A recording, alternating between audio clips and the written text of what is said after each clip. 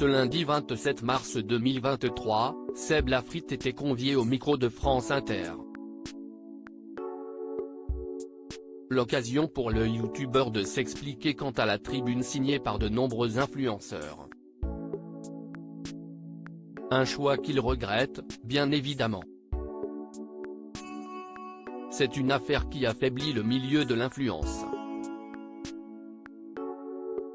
Alors que la France est fragilisée suite au passage en force de la réforme des retraites, de nombreux influenceurs se mobilisent pour faire entendre leur voix.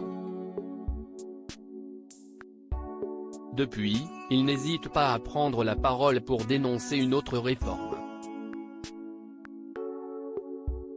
C'est ainsi que le samedi 25 mars 2023, le JDD a publié une tribune qui a longtemps fait débat. Cette dernière, rédigée par Loomé, un groupement d'agences d'influence, a été signée par quelques 150 influenceurs. Une tribune signée alors qu'une proposition de loi visant à réguler le travail des influenceurs est ouverte. Quelques heures après sa publication, de nombreux signataires font marche arrière, à l'instar de Squeezie.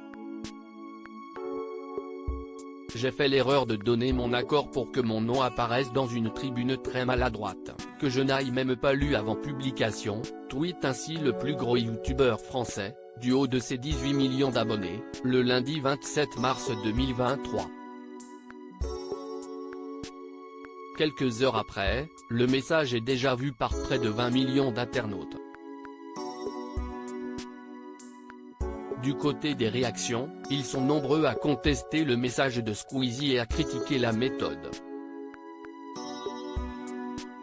Les youtubeurs dans la tourmente. Ce lundi 27 mars 2023, un autre youtubeur s'est expliqué au micro de France Inter. On a tous globalement signé un truc avec 2-3 échanges WhatsApp, ce qui est la honte pour nous parce qu'on passe un peu pour des cons, confie alors Seb Lafrite. Pour rappel, l'exécutif souhaite faire une loi intégrant de nouvelles règles, comme l'interdiction des publicités pour la chirurgie esthétique. La séquence est partagée sur le compte Twitter officiel de la station, faisant réagir de nombreux internautes.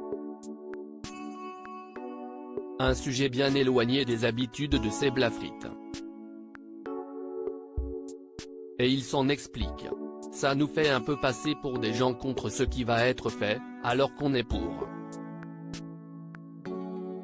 On nous a vendu le texte comme quelque chose qui ferait une nuance entre les créateurs de contenu et les influenceurs de Dubaï. On s'est tous fait avoir de la même manière, concède le compagnon de Lena Situation. Alors que la tribune semble avoir été mal comprise par de nombreux influenceurs, les députés s'apprêtent à débattre autour d'un encadrement plus soutenu du métier de l'influence.